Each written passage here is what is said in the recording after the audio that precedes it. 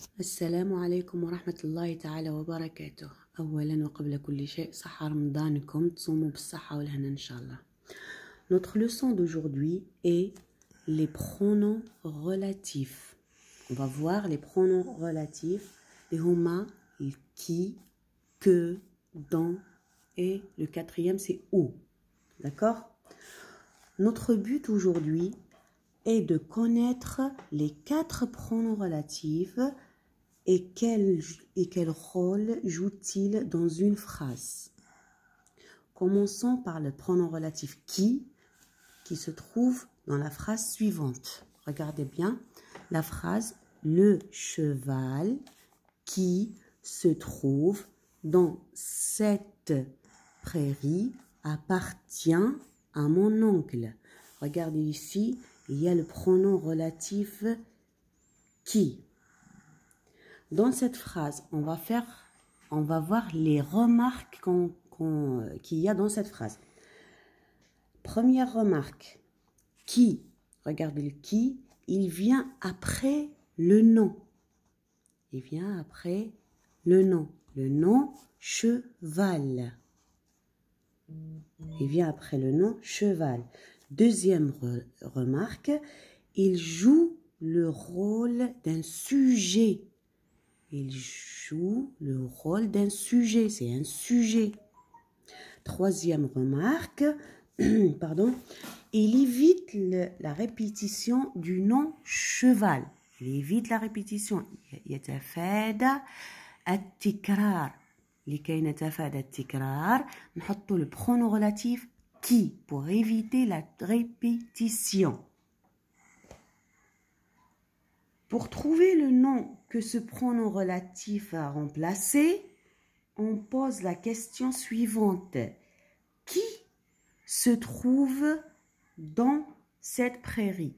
Alors, pour trouver le rôle de qui a remplacé, alors on pose la question qui se trouve dans cette prairie? C'est qui?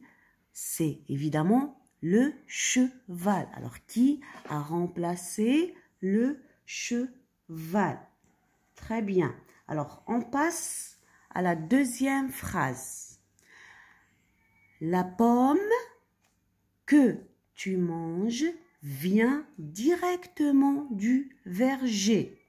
Alors, le deuxième pronom, c'est le que. La même chose. On va faire les remarques. On va voir les remarques ensemble. Que il vient directement avant le nom. La pomme, c'est un nom. D'accord? Ça y est.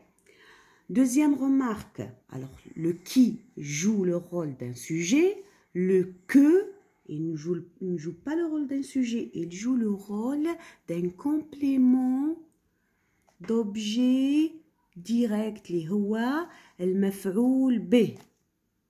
هنا le sujet, الفاعل. هنا le complément d'objet direct. المفعول به. Il évite la répétition du nom pomme. يتفادى التكرار الكلمة la pomme, التفاحة. D'accord?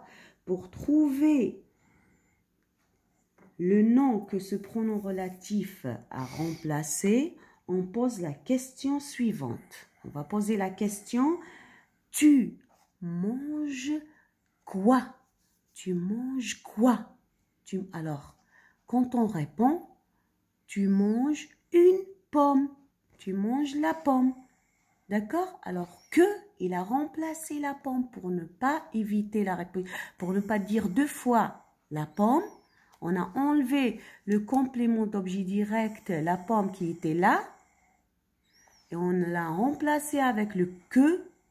Et on l'a mis entre le nom et le sujet tu. D'accord? Ça, c'est un sujet. D'accord? C'est bien. Alors, passons à la troisième phrase. Le pays où je vis est le plus beau. Dans cette phrase-là, on trouve le pronom relatif où. D'accord? ou généralement on le reconnaît, c'est un CCL, c'est un complément circonstanciel de lieu. Darf makan, darf makan. Première remarque, où, comme les deux pronoms relatifs, les premiers deux pronoms relatifs, il vient après le nom. Le pays est un nom. Ça y est. Deuxième remarque, il joue le rôle d'un lieu. On a dit que c'est un complément circonstanciel de lieu. Ça y est. Troisième remarque, c'est pas une question, d'accord? C'est une phrase déclarative. Elle finit par un point. Ça y est. Alors là, on peut dire que cette phrase, ce pronom relatif est un complément circonstanciel de lieu. Il a remplacé un lieu. D'accord? Passons à la quatrième phrase. La quatrième phrase, je vis dans une maison dont les murs tombaient en ruine. Première remarque, le pronom relatif dans, c'est pas dans avec un S, d'accord? C'est dans, c'est D-O-N-T. D-O-N-T. C'est ça le pronom relatif, c'est pas celui-là. Ça, c'est une préposition. C'est pas un pronom relatif, d'accord? Attention. Alors, dans, c'est un pronom relatif. Il vient après le nom, comme d'habitude. Une maison, c'est un nom. Troisième remarque, il ne remplace ni un sujet, ni un complément d'objet direct, ni un complément circonstanciel de lieu. Il remplace un complément du nom. Un complément du nom. Pour éviter bien sûr une répétition comme d'habitude. Alors, normalement, la question qui se pose, la phrase exacte, c'était « Je vis dans une maison, virgule, les murs de cette maison ». De cette maison, il était là, de cette maison, c'est un complément de nom, pardon. Tombé en ruine. Les murs de cette maison tombaient en ruine. Alors, on a enlevé cette maison et on a remplacé avec le pronom relatif dans pour éviter la répétition. Et on l'a mis ici, après le nom. D'accord? Alors là, on a un nom. Un complément du nom, c'est le pronom relatif dans. D'accord? J'espère que vous avez compris. Alors, on a 4 pronoms relatifs. Qui, que, dans et où. On a vu que le qui, il remplace un sujet. Que, il remplace un complément d'objet direct. Où, il remplace un complément circonstanciel de lieu. Et dans, il remplace un complément du nom. Un complément du nom. يعني مكمل اسم. مكمل اسم. Très bien. Alors, on passe à l'activité. Mets le pronom relatif qui convient dans les phrases suivantes. On va essayer de mettre ensemble les pronoms relatifs. Un des 4 pronoms relatifs qui convient. Pardon. Alors, la première phrase. La ville, des pointillés, j'habite est très belle. Regarde déjà le mot ville. C'est un lieu, d'accord? J'habite où? Dans la ville. Alors là, le pronom relatif qu'il faut mettre, c'est un pronom relatif qui indique le lieu. Alors, on va chercher sujet, complément d'objet direct. Ah, c'est elle. Alors, on va mettre quoi? On va mettre où? Et comme ça, on va avoir la ville où j'habite est très belle. Point. Deuxième phrase. J'ai versé à la banque l'argent. Pointier, tu m'avais remis. Ah. Alors, la répétition se trouve toujours dans la deuxième phrase.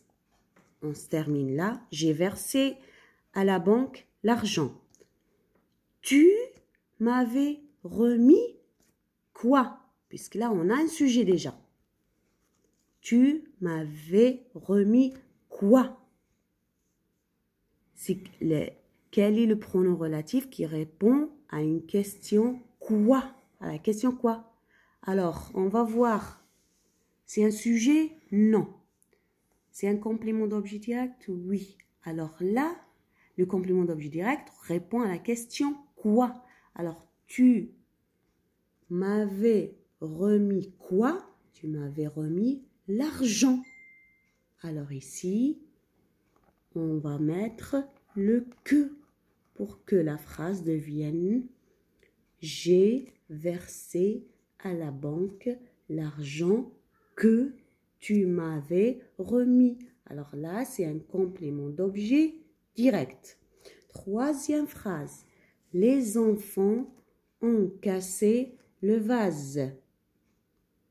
Était sur la table. Alors, ici, déjà, la deuxième phrase. Là, la première phrase. Les enfants ont cassé le vase. Ça y est. Était sur la table. Le vase, il était sur la table. Alors là, il manque quoi? On a le verbe. Il manque quoi? Il manque un sujet. On va chercher le pronom relatif, qui remplace le sujet. C'est le qui. On va mettre qui pour que la phrase devienne « Les enfants ont cassé le vase qui était sur la table ». La dernière phrase. Vous verrez des choses. Vous serez très fiers. Alors, là, évidemment, vous allez me dire que c'est le dernier pronom relatif qui est dans. Mais comment on a trouvé que c'est le pronom relatif? On va voir, on va poser la question pour retrouver quoi? Le complément du nom. On va voir. Vous verrez des choses. Normalement, ça c'est la première phrase. Vous serez, très fiers de ces choses. Vous serez très fiers de ces choses. D'accord? Alors, de ces choses, et c'est un complément du nom. Du coup, on va mettre ici le complément du nom dans. On ne peut pas poser la question qui, on ne peut pas poser la question où, on ne peut pas poser la question quoi. Alors, on pose la question, vous serez très fiers de quoi? De quoi? D'accord? La question, c'est de quoi et non pas quoi. D'accord? C'est de quoi? Vous serez très fiers de quoi? Alors, de ces choses. De ces choses. Vous verrez des choses dont vous serez très fiers. Et point final. Alors, on a terminé la première leçon des pronoms relatifs. J'espère que vous avez un peu compris le but de notre leçon et de connaître les pronoms relatifs et le rôle qu'ils jouent dans une phrase. Et on va voir d'autres leçons bientôt et merci pour votre attention. Au revoir.